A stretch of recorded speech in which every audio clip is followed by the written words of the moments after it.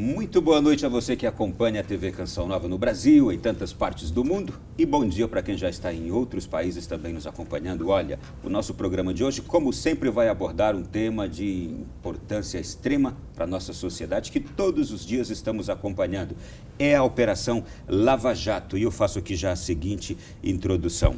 A corrupção no Brasil afeta diretamente a vida dos cidadãos quando diminui os investimentos públicos na saúde, em educação, infraestrutura, segurança, habitação, e nós estamos acompanhando tantas greves em tantas partes do país, afetado o país por causa dessa falta de recursos para esses setores todos aqui, entre outros direitos essenciais. E esta mesma corrupção fere criminalmente a Constituição. Para conversar sobre isso aqui, nós temos em nosso programa dois convidados. Eu quero já cumprimentá-los. Sandro Gianelli, consultor de marketing político, especialista em pesquisa de opinião pública. Não é a primeira vez que vem aqui, não. Sandro, boa noite. Boa noite, eu agradeço mais uma vez o convite de estar participando aqui do seu programa. Sandro também tem um blog, o blog Sandro Gianelli, e é apresentador de programa de rádio em Brasília, programa Conectado ao Poder. Sandro, é isso? Isso mesmo, é um programa aqui na rádio local, a Rádio QFM. O programa é um programa de notícias e de entrevistas com personagens da política. É um programa onde nós tentamos fazer uma conscientização das pessoas sobre a importância de se participar do mundo da política. Vai ao ar de segunda a sexta-feira, de 8 às 9 horas. E eu vou até aproveitar e deixar um convite para você ir lá aqui no ar. Com certeza, com muito gosto. Recebo também aqui o Fernando Parente, é advogado, mestre em Direito e Políticas Públicas pelo Centro Universitário de Brasília, CEUB, especialista, ou melhor, tem especialização acadêmica e profissional em Direito Penal e Processual. Seja bem-vindo, Fernando. Obrigado, boa noite, é um prazer contribuir com o debate. O Fernando também é advogado, sócio fundador do escritório Guimarães Parente Advogados e também é professor. Vai ser muito bom tê-lo aqui conosco. Vamos lá. Olha, gente, nós vamos já começar. Para falar da Operação Lava Jato, já quero pedir dos senhores aqui uma primeira impressão. Impressão não, já nos explicando para o nosso povo brasileiro o que é essa Operação Lava Jato e como é que tudo isso começou. Fiquem à vontade. Você gostou do nome Operação Lava Jato, né? Eu gostei porque, assim, Lava Jato é onde você vai para tirar a sujeira, né? E o doutor fez um questionamento muito interessante, porque geralmente o Lava Jato é rápido, né? Você vai, lava seu carro rapidinho, volta para sua casa com tudo limpinho. Mas no caso da Operação Lava Jato tem demorado muito, né, doutor? Exato, exato. Na verdade, a Operação Lava Jato ela começou em 2009, investigando doleiros, o Alberto Youssef e o Chater, aqui de Brasília. Tem o doleiro que faz atividade ilícita, que é a venda e compra de dólares, devidamente regulamentada, e tem um doleiro criminoso, que é o caso aparente desses dois investigados, que é aquele que torna lícito, por meio de empresas de fachada e diversos disfarces, maquiagens, um dinheiro oriundo de uma atividade ilícita. A partir da investigação dessas pessoas, do Alberto Youssef e do Chater, houve aí a extensão até em 2014, de março de 2014, que estourou a Lava Jato que a gente conhece hoje. E o nome Lava Jato é porque o Youssef e o Chater estariam aí limpando o dinheiro através de posto de combustível e de Lava Jato. Uma coisa, esse dinheiro que os doleiros trabalham é o dinheiro que saiu do Brasil, foi para fora, e esses doleiros trazem esse dinheiro, tornam esse dinheiro legal na volta, é isso? Não necessariamente ele precisa sair do Brasil. Ele pode ser oriundo de qualquer ato ilícito, tráfico de drogas, por exemplo, ou corrupção, e ele precisa ser limpo. E aí você pode fazer simulações de contratos com prestação de serviço que não aconteceu e diversos outros... Criação de empresas que não existem. Não existem. Criação de empresa fantasma para fazer dessa empresa um contrato com uma terceira e essa terceira empresa vai pagar pelo serviço não prestado e esse dinheiro estará justificado quando, na verdade, quem pagou, a empresa contratante, né, e que pagou, ela, na verdade, está pagando uma propina ou até mesmo fazendo o dinheiro do tráfico de drogas, por exemplo, chegar até o destinatário final por meio de uma empresa de fachada. Bom, e a gente já conversava aqui agora há pouco que é a mais longa novela brasileira, que é essa Operação Lava Jato. Todos os dias com um capítulo, as palavras foram do Dr. Sandro, do Dr. Fernando. Agora, isso envolveu os políticos, isto é, a Operação Lava Jato descobriu que os doleiros estavam a serviço dos políticos. Como é que acontece isso, Sandro? É muito complicado, né, a gente fazer essa avaliação. O doutor acabou de falar da forma com que eles legalizam o dinheiro, né? E se nós formos observar aí na imprensa, qualquer pessoa agora pode pegar e acessar o Google aí, vocês vão ver a quantidade de notícias que nós temos de políticos que têm empresas de consultorias e que essas empresas faturaram milhões, né? No caso do Zé Disseu, tivemos casos de outros ministros aí já no início do governo Dilma, com esse mesmo tipo de problema. Eles estavam ali ocupando o cargo de ministro, ao mesmo tempo... Só te cortando, inclusive o Zé Dirceu se disse, depois que descobriu a empresa de consultoria dele, que a empresa dele era especialista em tudo, não é? Tá vendo? Criou uma empresa especialista em tudo e ganhou dinheiro com ela. Não tem como hoje nenhum profissional ser especialista em tudo. Nem o doutor que é advogado vai conseguir ser especialista em todas as áreas do direito. Imagina se ele fosse especialista em tudo, né? Em comunicação, em medicina, enfim. Então, assim, essa explicação do doutor mostra muito bem como a Lava Jato aconteceu, né? Esses políticos, a grande maioria, montaram aí as empresas de fachada, empresas de consultoria, e essas próprias empresas pagavam ali aquela propina por serviços que jamais foram executados. Então, um dos inícios de toda essa confusão está exatamente nessas empresas, nessa forma de agir dos políticos. Bom, para se chegar aí, a investigação, ela foi pouco a pouco descobrindo. E aí que foi descobrindo o envolvimento dos grandes nomes da política brasileira e do atual governo. Exato, exato. A partir da investigação em 2009, iniciada lá em Curitiba, por isso que os processos tramitam por lá, a não ser aqueles que têm o foro por prerrogativa de função, houve interceptação telefônica naquele procedimento iniciado em 2009, e aí começou-se a estender e chegou-se na suposta contratos de licitação, né, da Petrobras com superfaturamento e pagamento de propina. E aí essa investigação veio estendendo aí com toda essa situação, tornando-se uma verdadeira novela, mais longa de todas. Já temos aí março de 2014, estamos com 1 ano e meio nessa notícia diária a respeito, né? E com certeza, até o momento, é o maior escândalo de corrupção que a gente tem no Brasil, e nas palavras do ministro Marco Aurélio, fez do mensalão um processo digno do juizado de pequenas causas. Nós tivemos no mensalão 350 milhões, aparentemente, que foram desviados, enfim, e agora nós já estamos falando algo. Inicialmente, o Ministério Público falou em 2,1 bilhões de reais, enquanto a Petrobras, a partir da análise do percentual de corrupção variado entre 1% e 5%, conforme é dito pelos delatores, e os contratos, supostos contratos superfaturados, já falam em 6 bilhões de reais. Bom, isto aqui é apenas o começo, porque nós estamos vendo o país envolto em crises financeira, crise econômica, crise de tantas coisas, e eu gostaria aqui de fazer apenas agora um relato histórico desta Operação Lava Jato. Março de 2013, a operação é deflagrada pela Polícia Federal, 17 são presos, incluindo o Youssef, o doleiro.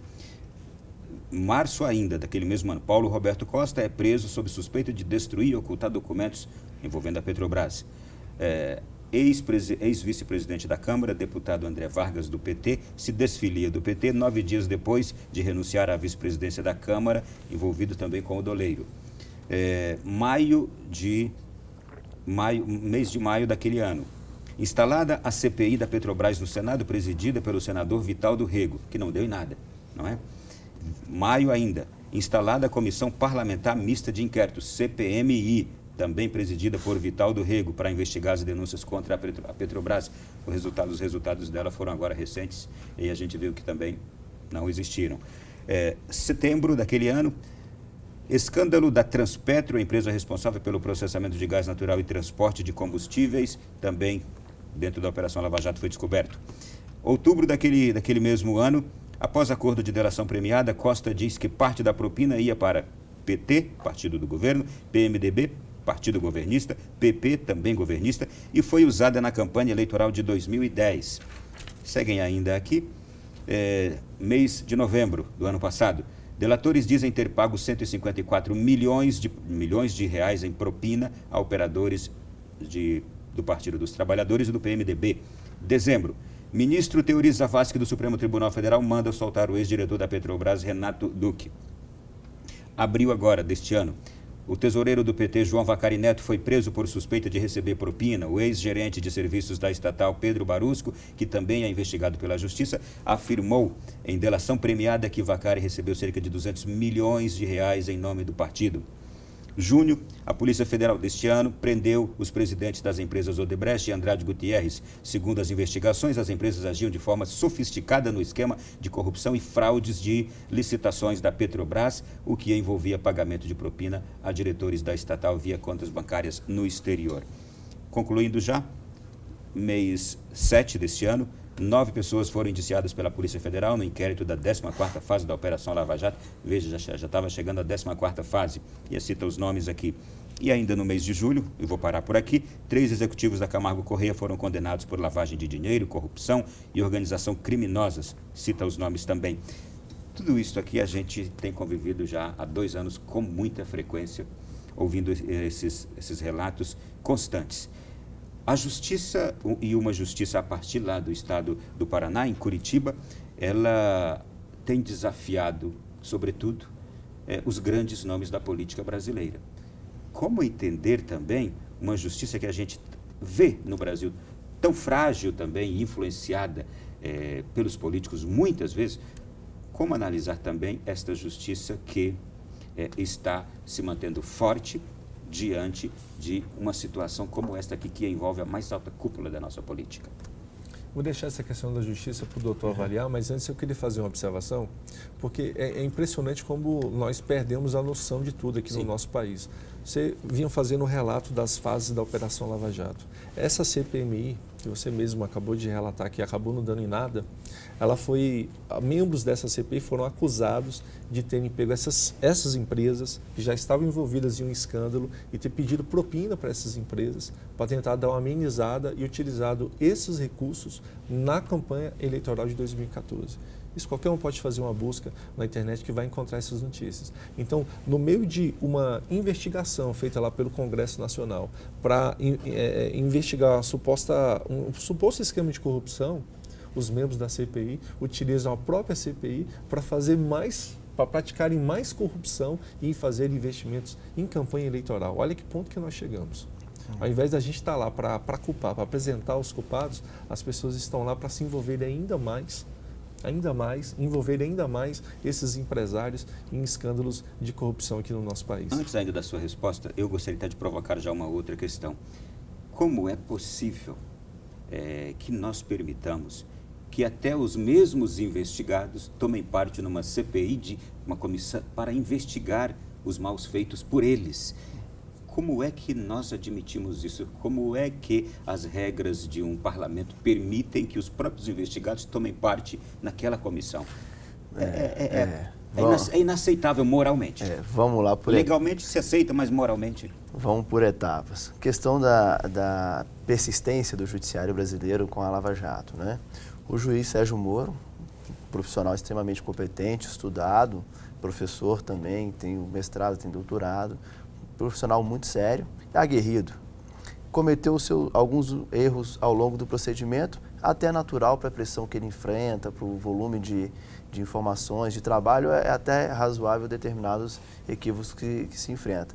Agora, ele está dando, de fato, mostrando para o Brasil uma tentativa de mudança de atitude. A gente não pode, apesar dos equívocos até processuais e legais cometidos por ele, dizer que ele está querendo fazer algo aí arbitrário. Enfim, ele está tocando um processo, ele preside um processo e está tentando fazer realmente algo que o judiciário brasileiro, infelizmente, até hoje não fez, a não ser na figura do mensalão, mas aí com o Supremo Tribunal Federal, que é a mais alta corte. Agora é um juiz de uma vara criminal, uma vara federal, 13ª vara criminal federal lá da seção judiciária de Curitiba, no Paraná, e ele está tentando enfrentar tudo isso e combater. Tem ido muito bem até agora, apesar de alguns problemas. Então, realmente é um protagonismo de um juiz singular, né, nessa questão de combate à corrupção. Quem sabe isso possa se alastrar e atingir outros órgãos do judiciário, tanto o juiz singular como tribunais de segunda instância e superiores. É bom esclarecer que os advogados que defendem aí os acusados, ninguém é a favor da corrupção. Apenas querem que os acusados, os criminosos, sejam defendidos na forma que a Constituição Federal prevê para todos nós. Não podemos confundir a figura do possível criminoso com a figura de quem defende que os direitos de todos nós, quando tivermos naquela posição, seja exercido, seja efetivado. Porque não pode-se querer que um Estado democrático de direito aceite a condenação injusta de alguém, por mais que ele seja culpado da forma mais grave possível. Essa é a grande questão.